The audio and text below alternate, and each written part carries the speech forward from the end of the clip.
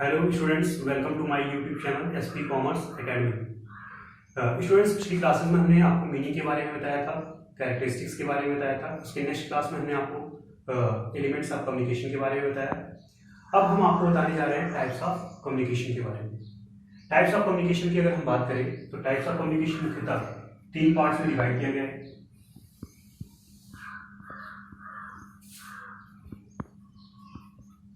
पहला जो पार्ट है हमारा on the basis of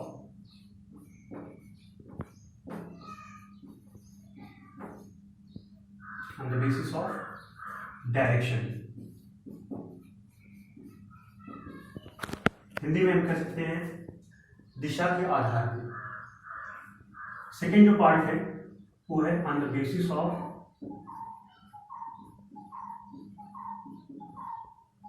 organisation.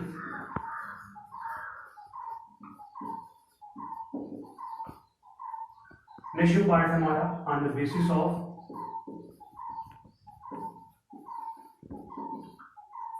Channel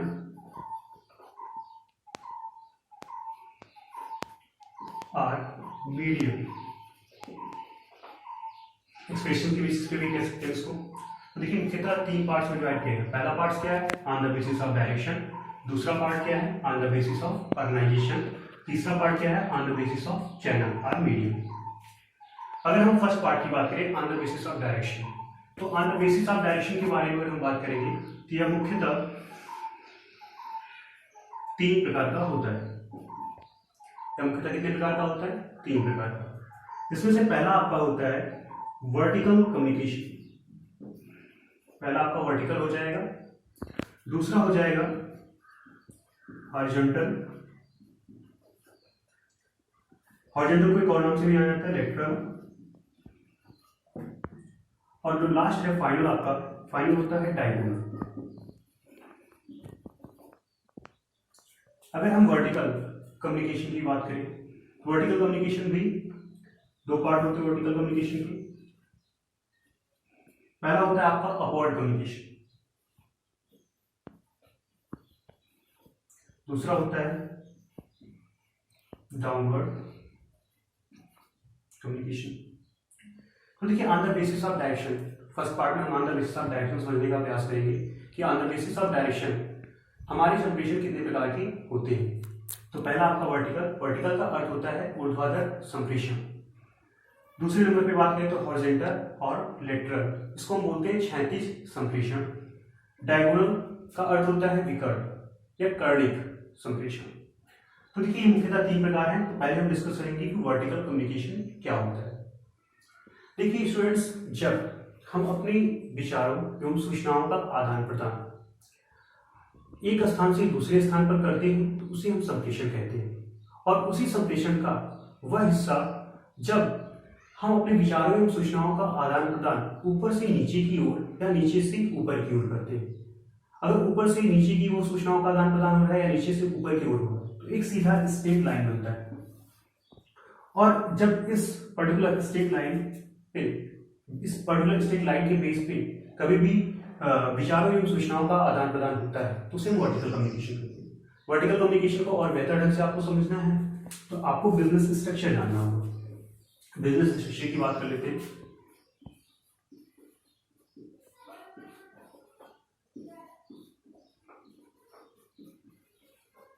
अगर हम बिजनेस स्ट्रक्चर की बात करें तो हर एक पर्टिकुलर बिजनेस का 3 लेवल होता है। फर्स्ट होता है आपका टॉप लेवल, दूसरा होता है मिडिल एंड फाइनल होता है लोअर लेवल। तो देखिए हर एक बिजनेस स्ट्रक्चर की बात करें तो 3 लेवल्स पे डिसाइड होता है। पहला होता है टॉप लेवल। अगर हम टॉप लेवल की बात करें तो कंपनी का जो एमडी होता है, कंपनी के जो अदर डायरेक्टर्स होते हैं, कंपनी के सीईओ की बात करें, कंपनी के जनरल मैनेजर की बात करें तो कहाँ पे आती है? टॉप लेवल मैनेजमेंट में आती है। इसके साथ ही साथ अगर हम बात करें मिडिल लेवल की, तो मिडिल लेवल में कौन आता है? मिडिल लेवल की बात करते हैं तो यहाँ पे आ जाएंगे आपके ब्रांच मैनेजर या जिसको हम असिस्टेंट मैनेजर के नाम से भी जानते हैं, असिस्टेंट मैनेजर आपका आ जाएगा। साथ ही साथ यहाँ पे जो सुपरवाइजर्स होते हैं वो कहाँ पे आते हैं, मिडिल लेवल पे होते हैं। और मिडिल लेवल की बात अगर लोअर लेवल की बात करें, लोअर लेवल पे क्या होता है कि लोअर लेवल पे आपके जितने भी डे ग्रेड के एम्प्लॉइज होते हैं, जो श्रमिक होते हैं, जो आपके मजदूर होते हैं कंपनी में काम करने के लिए, वो कहाँ पे आते हैं, लोअर लेवल मैनेजमेंट के अंतर्गत आते हैं। देखिए जब आपकी विचारों एवं सूचनाओं का आदान प्रदान टॉप लेवल से लोअर लेवल की तरफ या लोअर लेवल से टॉप लेवल की तरफ होता है तो उसे हम क्या कहते हैं, उसे हम वर्टिकल कम्युनिकेशन कहते हैं। और वर्टिकल का भी दो पार्ट होता है, एक होता है अपवर्ड कम्युनिकेशन, दूसरा होता है डाउनवर्ड कम्युनिकेशन। अपवर्ड को कहते हैं हम ऊपरमुखी संप्रेषण, अपवर्ड कम्युनिकेशन क्या कहते हैं, ऊपरमुखी संप्रेषण कहते हैं। अगर हम ऊपरमुखी संप्रेषण की बात करें तो ऊपरमुखी संप्रेषण देखिए क्या होता है कि जब हमारे लोअर लेवल, कहने का अर्थ है कि जब हमारे मजदूर को किसी प्रकार की कोई समस्या आती है तो समस्या ले जाकर के डायरेक्टली एमडी या डायरेक्टर या सीईओ के पास नहीं जा सकता, क्योंकि हर एक संस्था का अपना एक रूल एंड रेगुलेशन होता है कि संचार किससे और कैसे करना है। तो यहाँ पे देखिए जो लोअर लेवल पे काम करने वाला मजदूर है वो अपनी समस्याओं को अपने सुपरवाइजर से कहता है। सुपरवाइजर कहाँ पे होता है, मिडिल लेवल पे होता है। सुपरवाइजर उन सूचनाओं को कहाँ तक पहुंचाता है, अपने ब्रांच मैनेजर के पास। जैसे यहाँ पे अगर हम बिजनेस की बात कर रहे हैं तो बिजनेस में जो असिस्टेंट मैनेजर का काम करते हैं, जैसे प्रोडक्शन मैनेजर हो गए, फाइनेंस मैनेजर हो गए, आपके सेल्स मैनेजर हो गए, आपका फाइनेंस मैनेजर, सेल्स मैनेजर के साथ साथ आपके प्रोडक्शन हो गया।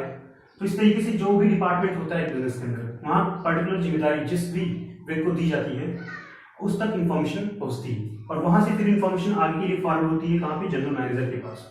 जनरल मैनेजर से वो बातें बोर्ड ऑफ डायरेक्टर के पास जाती हैं जहां से डिसीजन लिया जाता है उस पर्टिकुलर समस्या के बारे में। तो देखिए जब आपका लोअर लेवल अपने विचारों एवं सूचनाओं को टॉप लेवल तक पहुंचाता है तो इसे कौन सा संप्रेषण कहेंगे, ऊपरमुखी। अगर इसकी मीनिंग की बात करें तो जब आपकी सूचना और विचारों का आदान प्रदान नीचे से ऊपर की तरफ होता है तो उसे हम कहते हैं अपवर्ड कम्युनिकेशन, या हम कह सकते हैं from lower level to top level. तो क्या होगा, अपवर्ड कम्युनिकेशन होगा। इसका जस्ट अपोजिट क्या होता है, डाउनवर्ड कम्युनिकेशन होता है। जब देखिए किसी भी छुट्टी के बारे में कोई नोटिस देनी है या कंपनी को अब एकाएक बंद करना है, जैसे हमारा देश बहुत ही बड़े एपेडेमिक से गुजर रहा है, महामारी से गुजर रहा है, वहां पे बात करें ऐसी स्थिति में अगर फैक्ट्री पूरी तरह से बंद होने वाली है तो वहां पे बोर्ड ऑफ डायरेक्टर डिसाइड करेगा और डिसाइड करने के बाद इन्फॉर्मेशन कहाँ पे आएगी, सुपरवाइजर्स के पास आएंगी। सुपरवाइजर्स किसको नोटिस करेगा, किसको नोटिस पहुंचाएगा, आपकी लोअर लेवल तक मजदूरों को बताएगा कि फैक्ट्री बंद हो चुकी है, अब आप कल से काम पे नहीं आएंगे। तो देखिए यहाँ से टॉप लेवल से कोई इन्फॉर्मेशन चल करके अगर लोअर लेवल तक आती है तो उसे कौन सा कम्युनिकेशन बोलेंगे, डाउनवर्ड कम्युनिकेशन बोलेंगे, उसको हम बोलेंगे अधोमुखी संप्रेषण।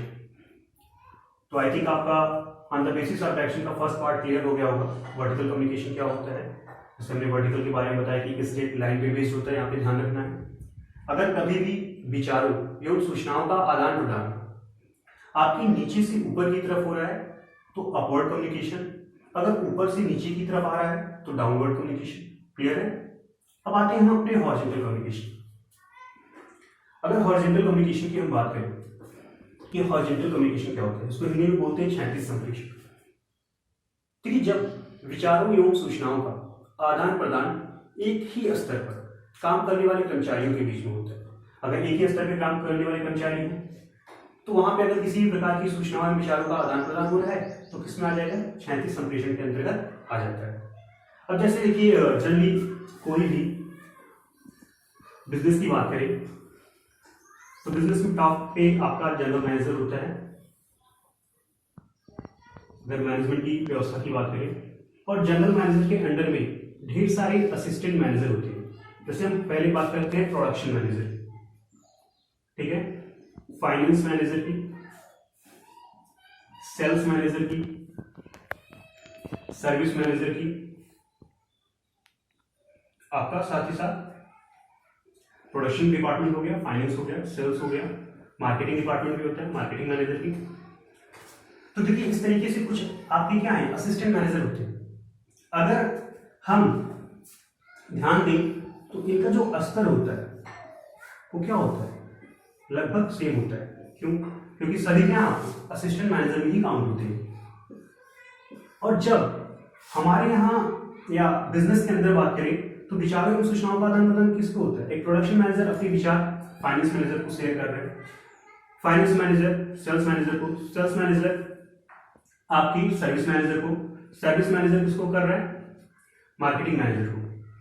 तो देखिए यहाँ पे जब एक सामान्य स्तर पर काम करने वाले लोगों के बीच में विचारों एवं सूचनाओं का आदान प्रदान होता है तो उसे हम कहते हैं क्षैतिज संप्रेषण। अब देखिए यहाँ पे अगर आपका मार्केटिंग मैनेजर जो है सेल्स मैनेजर या सर्विस मैनेजर को अपनी इन्फॉर्मेशन दे रहा है, सर्विस मैनेजर अपने फाइनेंस मैनेजर को, फाइनेंस क्या कर रहा है?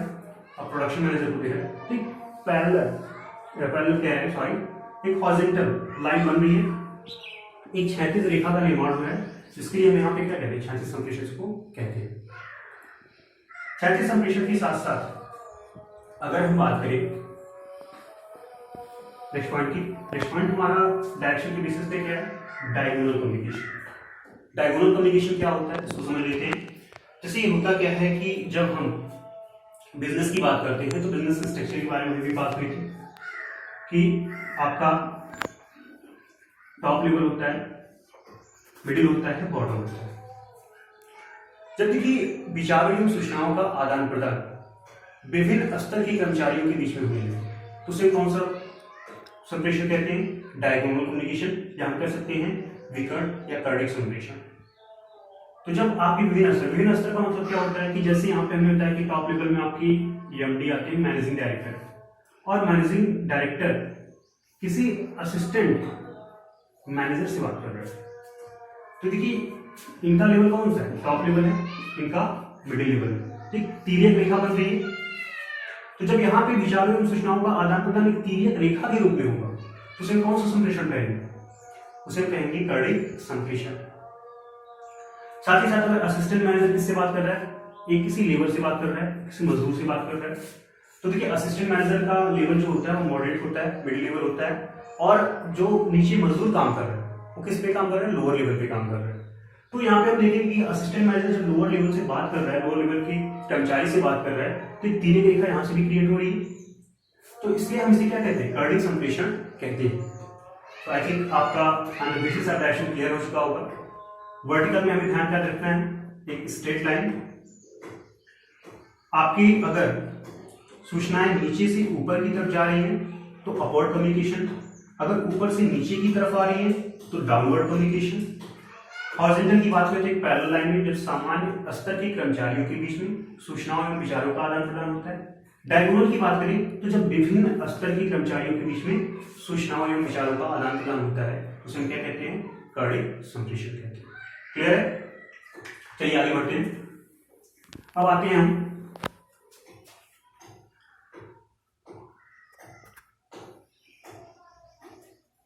On the basis of organisation, जो हमारे टाइप्स ऑफ कम्युनिकेशन का second part. On the basis of organisation की बात करें तो यहाँ पे देखिए कम्युनिकेशन दो प्रकार का मुख्यतः होता है।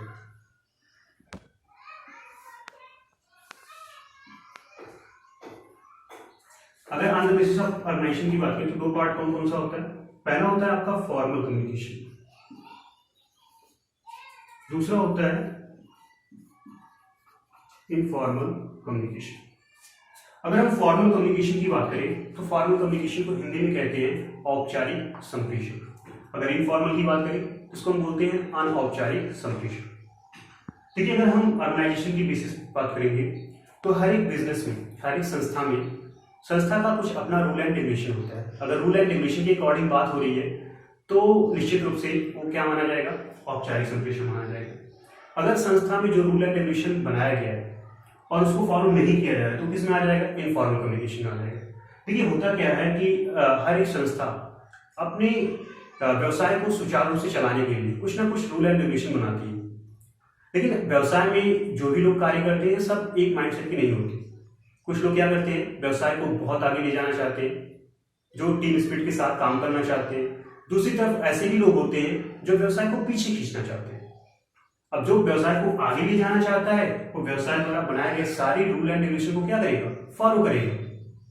लेकिन जो व्यक्ति ऐसा है जो व्यवसाय को पीछे ले जाना चाहता है वो क्या करेगा? वो जो भी रूल एंड रेगुलेशन बनाया गया उसका लगातार क्या करेगा? अवहेलना करेगा। अगर रूल एंड रेगुलेशन नहीं मानता है तो संचार में भी नहीं मानेगा। संचार के लिए बता दिया गया है कि आपको कोई भी प्रॉब्लम हो, अगर आप एज ए असिस्टेंट मैनेजर किसी कंपनी में काम कर रहे हैं तो आपको अपनी प्रॉब्लम अपने चीफ मैनेजर से बतानी है या जनरल मैनेजर से बतानी है। फिर वो आपका जनरल मैनेजर क्या करेगा, आपकी जो भी परेशानियां हैं उसको कंपनी के बोर्ड मीटिंग में रखेगा, तो वहां से आपको सोल्यूशन मिल जाएगा। लेकिन आप एकाएक जाकर के डायरेक्टली बोर्ड की मीटिंग में अपनी प्रॉब्लम शेयर करने लगते हैं तो कहीं ना कहीं रूल एंड रेगुलेशन के क्या है, खिलाफ है। तो देखिए, जब हम on the basis of organisation की बात करेंगे तो वहां पे हमें कीवर्ड याद रखना है, क्या, रूल एंड रेगुलेशन। हर एक संस्था अपना रूल एंड रेगुलेशन बनाती है। तो यहाँ पे देखेंगे, जब आपसे पूछा जाए कि औपचारिक संप्रेषण क्या होता है तो आप सिंपली कह देंगे कि औपचारिक संप्रेषण से आशय एक ऐसी प्रक्रिया से है जहां पे संस्था के रूल एंड रेगुलेशन या कह सकते हैं संस्था के नियम और प्रावधान के अंतर्गत विचारों एवं सूचनाओं का आदान प्रदान होता है। दूसरी तरफ अगर हम अनौपचारिक संप्रेषण की बात करें, इनफॉर्मल कम्युनिकेशन की बात करें, तो आप कह सकते हो कि अनौपचारिक संप्रेषण से आशय एक ऐसी संचार प्रक्रिया से है जिसमें नियम और प्रावधान को फॉलो नहीं किया जाता। अब देखिए, फॉर्मल कम्युनिकेशन की बात करें तो जनरली आप बिजनेस की मीटिंग चल रही है या बिजनेस की टॉप लेवल या मिडिल लेवल के लोग जो बैठे हुए हैं साथ में, तो जनरली बिजनेस के पर्पज से अगर बैठे हुए तो फॉर्मल कम्युनिकेशन ही करते हैं।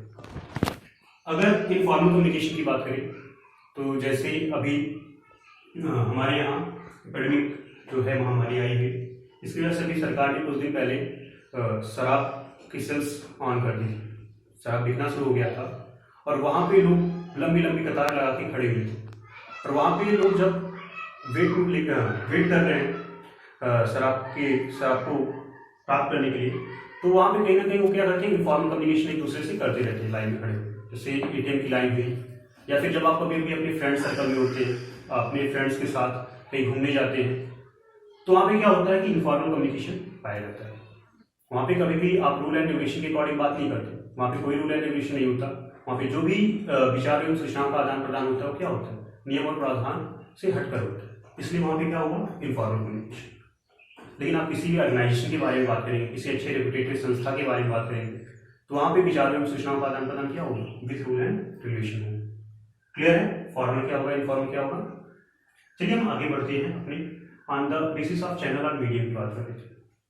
On the basis of channel या मीडियम की हम बात करें,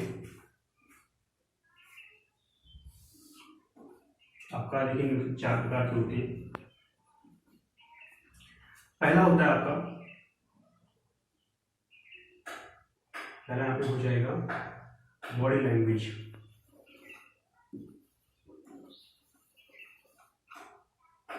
दूसरी की बात करें हम, साइन लैंग्वेज। नेक्स्ट की बात करें, पैरा लैंग्वेज। ये होता है आपका अप्रोक्सीमेटली। देखिए, अगर हम बॉडी लैंग्वेज की बात करें तो संचार में बॉडी लैंग्वेज का बहुत ही अहम रोल होता है। जब कभी भी हम चाहते हैं कि हमारा संचार इफेक्टिव हो, प्रभावी हो, तो वहाँ पे बॉडी लैंग्वेज का रोल और भी ज़्यादा बढ़ जाता है। देखिए, जब हम कभी भी विचारों एवं सूचनाओं का आदान प्रदान करते हैं और बॉडी लैंग्वेज वहाँ पे संचार के समय इन्वॉल्व नहीं करते या बॉडी लैंग्वेज को लेकर नहीं आते, तो निश्चित रूप से फिर हमारा संचार क्या हो जाता है, प्रभाव छोड़ने लगता है, उतना ज़्यादा प्रभावी नहीं हो पाता। बॉडी लैंग्वेज का अर्थ होता है कि जब हम कभी अपने विचारों एवं सूचनाओं का आदान प्रदान अपने शारीरिक अंगों के माध्यम से करते हैं। जैसे हमें अभी अपवर्ड कम्युनिकेशन बताना है, तो हमने आपको बताया नीचे से ऊपर की तरफ, ठीक, अपवर्ड कम्युनिकेशन हो गया। तो यहाँ पर अपने हैंड का इस्तेमाल कर रहे हैं, तो देखिए हाथों का इस्तेमाल क्या होता है, क्योंकि हमने हाथ से आपको कहीं ना कहीं इशारा दिया है, तो इसमें बॉडी लैंग्वेज सम्मिलित होता है। आप जनरली हैंड शेक करते हैं, वहाँ पे भी बॉडी लैंग्वेज आता है। आप कहीं ना कहीं व्यक्ति का संबंध बनाते हैं हाथों से, या आपके पैर के मूवमेंट्स होते हैं, आपके फेशियल एक्सप्रेशन जो आप मुस्कुराते हैं या हंसते हैं, कभी रोने लगते हैं, उदास होते हैं, ये सारी चीज़ें कहाँ पे आती है, बॉडी लैंग्वेज में होती है। तो देखिए, अगर हम on the basis of channel या मीडियम की बात करें तो उसका फर्स्ट पार्ट होता है बॉडी लैंग्वेज, जिसको हम बोलते हैं शारीरिक भाषा।